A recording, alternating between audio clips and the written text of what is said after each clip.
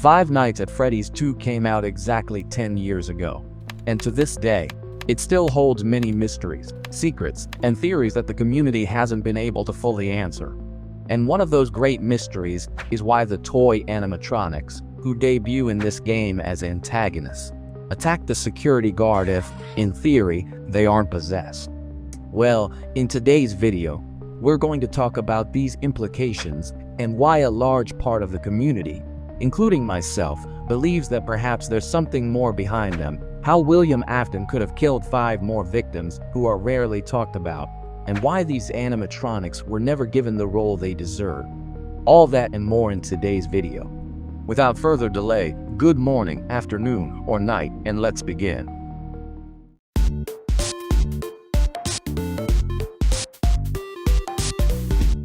Before we begin, I must say this video is a theory and should be taken as part of an explanation with personal interpretations, based on evidence from the games, movies, and books.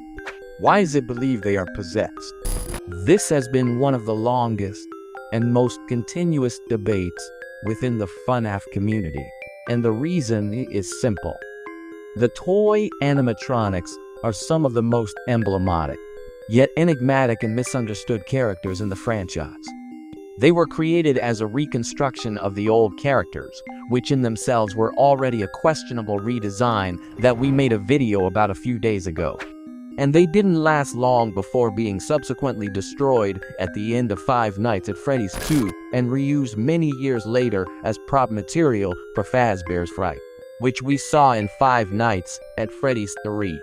The general consensus within the FNAF community is that these animatronics, unlike the Freddy, Bonnie, Chica, Foxy, and Golden Freddy we know from the first game, are not paranormal entities possessed by the spirits of children, but rather malfunctioning artificial intelligences that, due to a programming glitch, decide to attack the night guard for no apparent reason.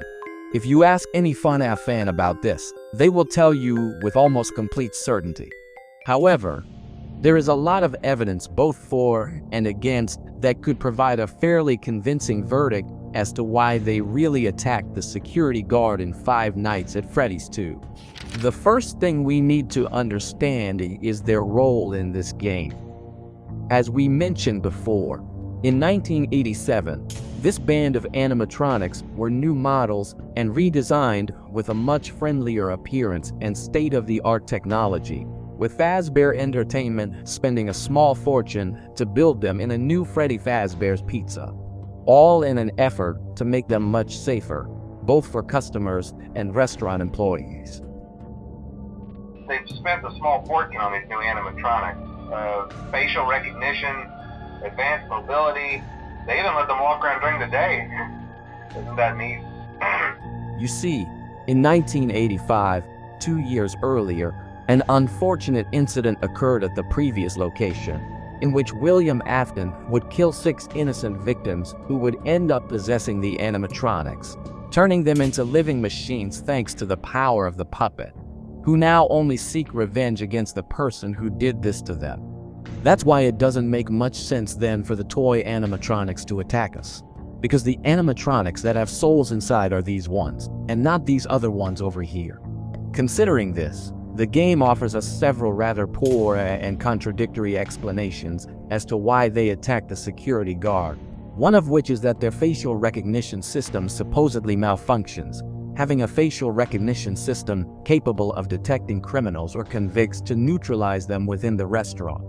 The problem with this is that it's a flawed system, since both the phone guy and the night guard before Jeremy Fitzgerald, and even Jeremy himself, are always attacked by the animatronics, making it totally impossible for them to function as such, as they would have to attack or neutralize absolutely anyone they see, including customers during the day shift. The second explanation is given to us by the phone guy himself, who claims that the toy animatronics possibly think we are an endoskeleton without its suit, and since this is against company regulations, they might try to forcibly stuff us into a suit, harming and killing us in the process. And as for the rest of them, we have an even easier solution. You see, there may be a minor glitch in the system, something about the robot seeing you as an endoskeleton without its costume on and wanting to stuff you into a suit. So hey, we've given you an empty Freddy Fazbear head. Not only is this explanation quite poor on its own, as it's the exact same one given in FNAF 1 and nobody believes the classic animatronics aren't possessed. So for me, this is nothing more than a poor justification that Fazbear Entertainment has tried to give to explain their erratic and dangerous behavior towards adults.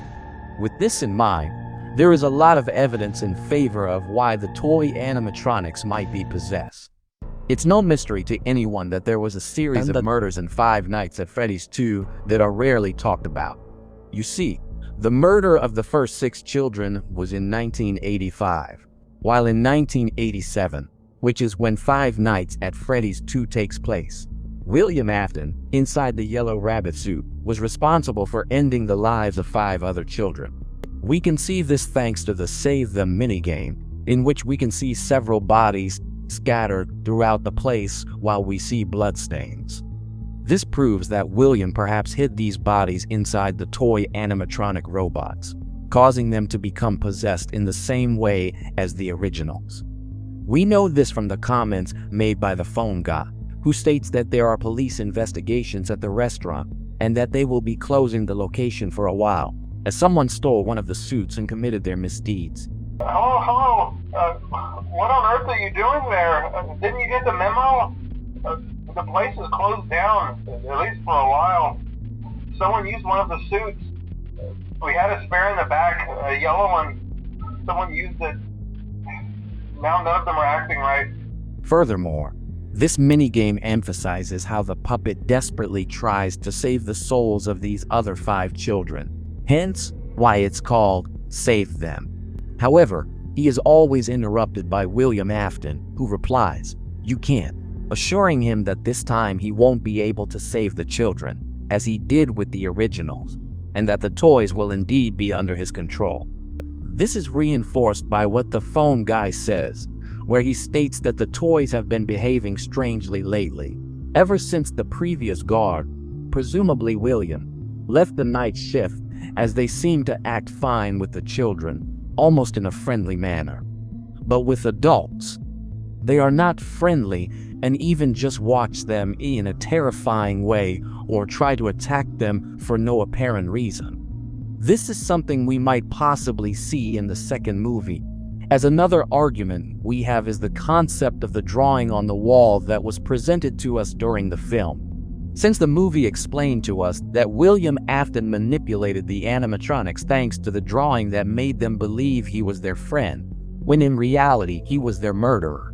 Something similar could have happened on this occasion, completely deceiving these new 5 children, making them believe that he is their friend and that the security guards are the problem.